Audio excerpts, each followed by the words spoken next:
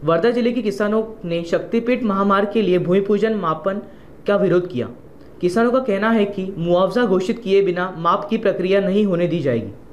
नागपुर युवा महामार्ग के लिए भूमि पूजन अधिग्रहण प्रक्रिया जल्द शुरू होगी, लेकिन किसानों का आरोप है कि मुआवजा घोषित किए बिना माप की अनुमति नहीं दी जानी चाहिए। इसापूर येथील रहिवासी आहे विनय महाजन।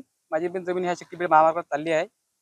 जोपर्यंत सरकार आम्हाला मोबदला देणार नाही किंवा जाहीर करणार नाही तोपर्यंत आम्ही आमच्या जमिनी संयुक्त मोदी होऊ देणार नाही, असं आमचं ठाम मत आहे। जोपर्यंत सरकार ह्या जमिनीचा मोबदला जाहीर करत नाही तोपर्यंत आम्ही आमच्या शेतजमीन संयुक्त मोजणी होऊ देणार नाही।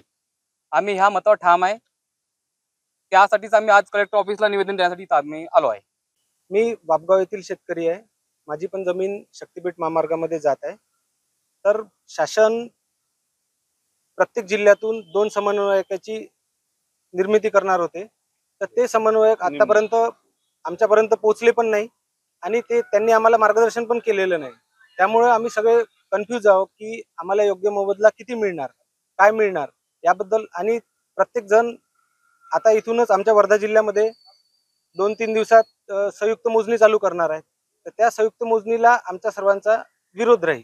जोपर्यंत शासन आम्हाला मोबदला जाहीर करणार नाही तोपर्यंत आम्ही कोणतेही काम समोरचे होऊ देणार नाही। आम्ही आज इथे कलेक्टर साहेबांना निवेदन द्यायला आलो आहोत। मी पडेगावचा रहिवासी असून माझी शेती शक्तीपीठ मध्ये गेली आहे। माझ्या गावामध्ये 50 लोकांची गेली आहे।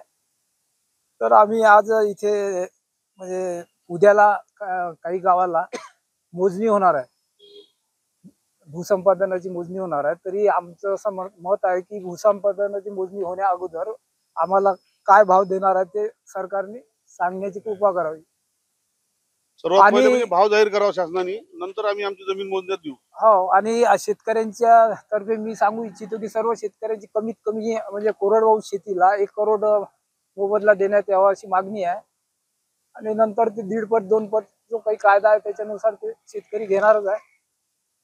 त्यासाठी आम्ही इथे आलो। महाराष्ट्र राज्य शासनाचा ड्रीम प्रोजेक्ट असलेला शक्तीपीठ महामार्ग याला आम्ही पहिल्यापासून समर्थन केलं, आजही करतो, उद्याही करू। पण शासनाने आमच्या शेतामध्ये स्टोन फिक्सिंग केले, त्यानंतर माती परीक्षण सुरू केलं, त्यानंतर आता 2-3 गावात नोटीस सुद्धा इश्यू केल्या त्यांनी। पण आमचं एकच म्हणणं आहे की तुम्ही पहिले आम्हाला भाव सांगा। जोपर्यंत तुम्ही आमच्या जमिनीची योग्य भाव सांगणार नाही तोपर्यंत आम्ही शासनाला जमीन मोजू देणार नाही। ही आम्ही एक आज भूमिका घ्यायची ठरवलं आहे। त्यासाठीच आता आम्ही कलेक्टर साहेबांना एक निवेदन देणार आहोत।